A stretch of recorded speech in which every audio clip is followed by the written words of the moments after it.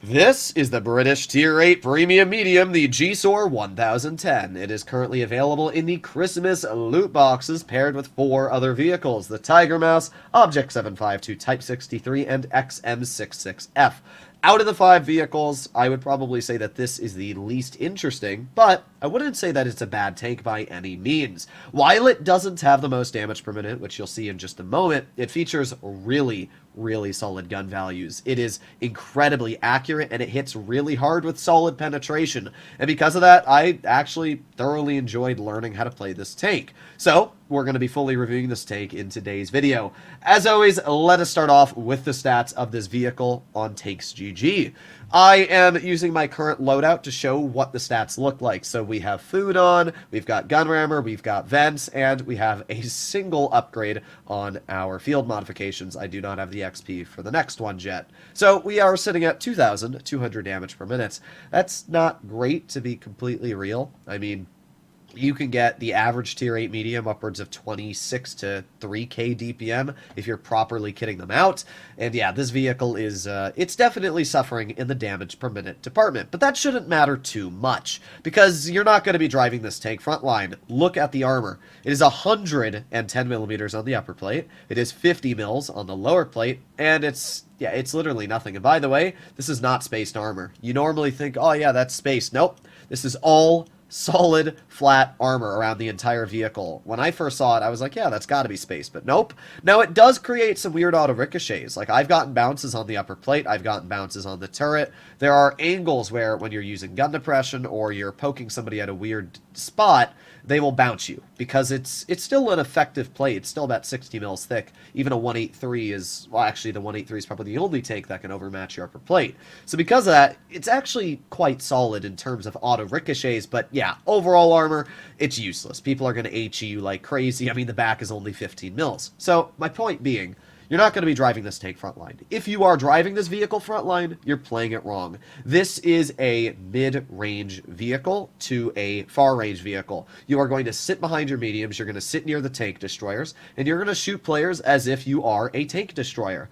I think of this vehicle as kind of like a tier 8 Leopard. You are a mobile TD. You're always going to be staying behind cover. You're always going to be in positions where if you need to bail, you can, because this is not a tank that has the DPM to hold. It doesn't have armor to hold. You are literally just a sitting duck once you get stuck in a bad situation. So yeah, the DPM is bad, and there might be certain situations where you could have used it to win, but judging that this isn't a vehicle you're ever going to be driving frontline due to the armor, I don't really see it as that big of a problem, especially when we take a look at the other stats of the gun. For example, pretty good pen. 218 mils of standard pen is really solid. The premium isn't great. It's only 250 mils. That's about a 30 mil increase. So yeah, you're not going up that much on the premium, but the standard pen is incredible. You're easily able to butter through the majority of tier 8 heavies without even loading gold. And even when you fight higher tiered opponents, you just don't have to load gold that much. It makes this a great premium for earning credits. In terms of this vehicle's accuracy, insane.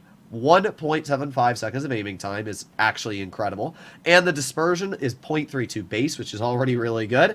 I have it 0.29. You could run an aiming device instead of my optics. Where is aiming device? And then your dispersion goes down to 0.27, but it's already so good, I don't really think it matters that much, so that's why I'm just sticking with 0.29. And look at these on-move values. 0.11, 0.12, and 0.005 on turret traverse. That makes this one of the most accurate mediums on the move, and just, it's incredible. It's really good in terms of the gun. So sure, doesn't have that DPM, but you're able to hit a lot of shots, and it hits pretty hard. 360 damage per shot is a whopping alpha, and you're going to be able to chunk into your opponents. The HE hits even harder at 460, but you only have 50 mils of pen, so because of that, I don't really find myself using the HE all too much. Weirdly enough, even though this is a wheeled vehicle, it's not as fast as you would think, only reaching a top speed of 60. Don't get me wrong, that's still pretty fast for a medium, but I would have expected it to go at least 65 to 70 kilometers per hour, judging that it's literally a wheeled vehicle.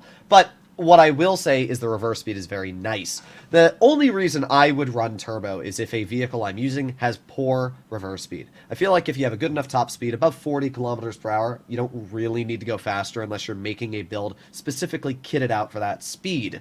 However, with this tank, I really don't understand why other YouTubers are running turbo on it. Like, sure, you can get a little bit faster, but the tank still reaches 60 on all types of terrain and has a fairly decent power to weight, so I haven't really noticed a problem, and the reverse speed of 30 is already fantastic, so it doesn't need to get better. I'd much rather have view range, and obviously vents helps me get even more view range, so yeah, I'd just much rather have the view range or something else rather than running turbo when it's so important to get other things done. In terms of traverse speed, that's where this tank is honestly really weird. It turns at 30 degrees a second on medium terrain, which is the most common terrain you'll be driving on, and it's only 33 on hard. I do not understand that. Like, why does it turn so slow? It's a medium tank, and it's a wheeled medium tank. Like, I guess the only argument is that, like, the wheels aren't like tracks where you can spin them opposite, but still that really just doesn't make sense because the front wheel should still be able to turn and allow you to, I don't know. Either way, the traverse speed should be better. That's the real disappointing thing on this vehicle. It should have at least 45, if not 55 degrees of traverse. It just doesn't make sense. It's not the end of the world, but it's just weird. Thankfully, the turret turns at 60 degrees a second, so nothing's going to get to your side. You should be all right. When it comes to the view range, because of our loadout, it's normally base 380, we are upwards of 455, which means that even though we are staying far back, we can still spot for ourselves, which will help us out in the long run. So that is the statistics of the GSOR. I actually think it's a really, really nice looking vehicle, but we're going to have to get into some gameplay and see just exactly what the tank can do. Here we are in battle number 1. What do we have up against us? 2 GSORs, we have a 122 TM, and a Revolurise. They also have 2 lights, being an ELC even 90, and a Lynx. Okay, so we definitely have to be careful. They have a bunch of high alpha mediums. Even the GSORs hit for 360, which means just 3 high rolls and our vehicle is back into the garage.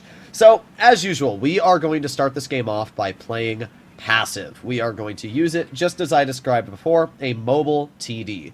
The best way to explain what you do as a mobile TD is you start off playing passive. You're going to chill at a back bush like I am here, and you're going to wait for your opponents to play aggressive. You're going to bleed them and punish them off of your teammates' spots. Then, if your team is winning, you can move up with them, slightly behind, and still continue to farm.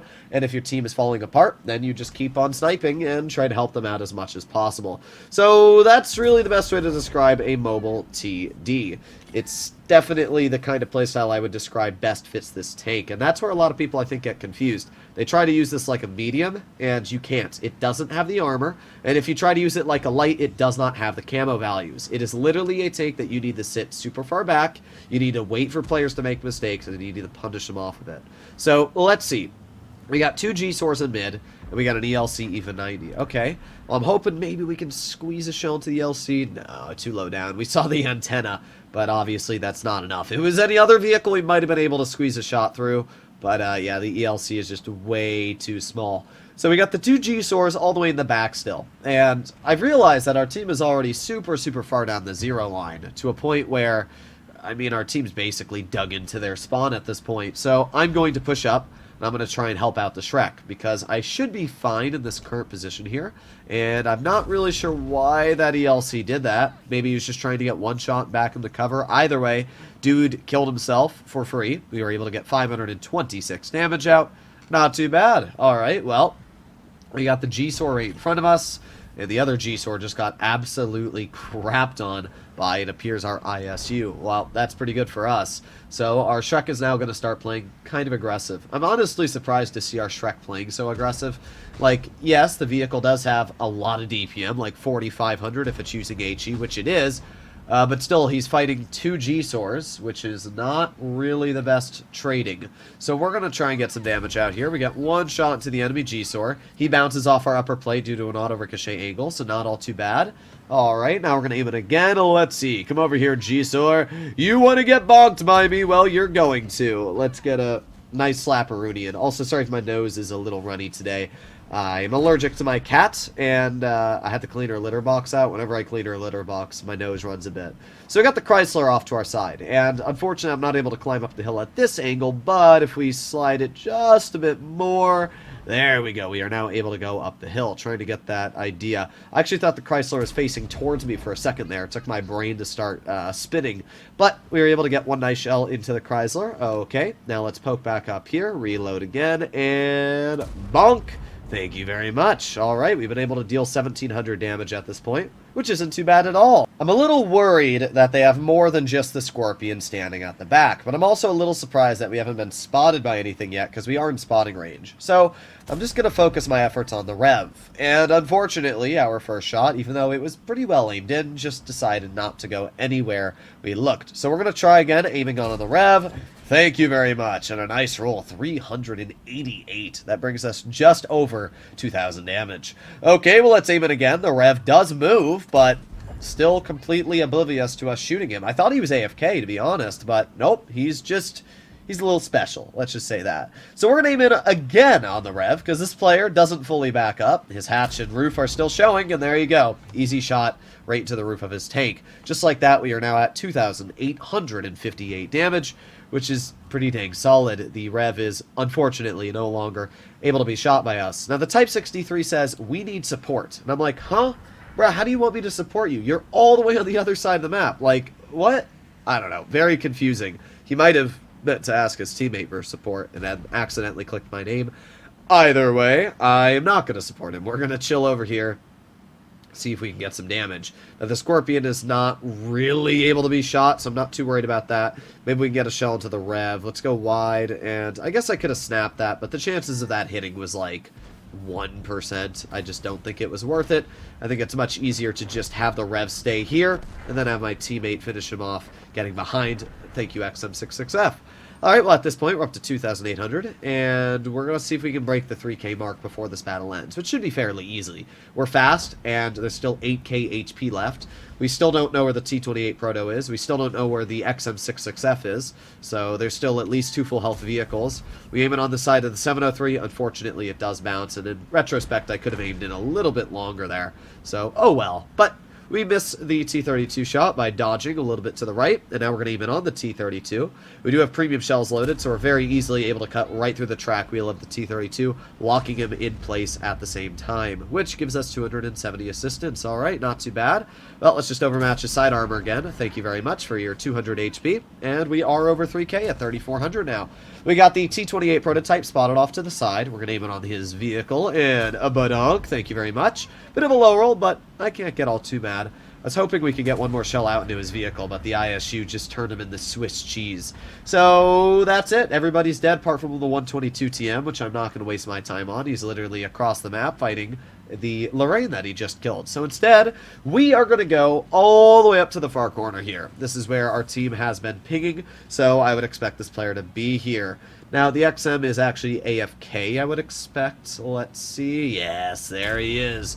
Easy shot. Now, I could have loaded HE at this point and tried to pen the flat rear of this vehicle, but we have 50 mils a pen. The back of this tank is 50 mils, and I don't know if I trust my HE to actually cut through. If I'm even slightly 1 degree off, it just might not pen. So because of that, I'd much rather guarantee the shot and give us 4,500 damage. We also got 1,000 assistance, so 5,500 combined. Here we are in battle number 2 on Malinovka. Now, originally I was thinking, well, I could play this game like a light. But then I realized, oh yeah, this thing has absolutely atrocious camo values. So instead of doing that, I'm going to camp in a bush, because again, I'm a tank destroyer. So we are going to chill in this bush right here. This is a pretty solid spot because of the fact that we can leave if we ever need to, and we can cover both sides of the map. If our link spots anybody, we can get some shells out there, and we can also get shells into people across the map like this Type 59. Bonk! Thank you very much. That was a really lucky shot, but I'll take it. That's 359, and I don't think that Type really enjoyed that too much.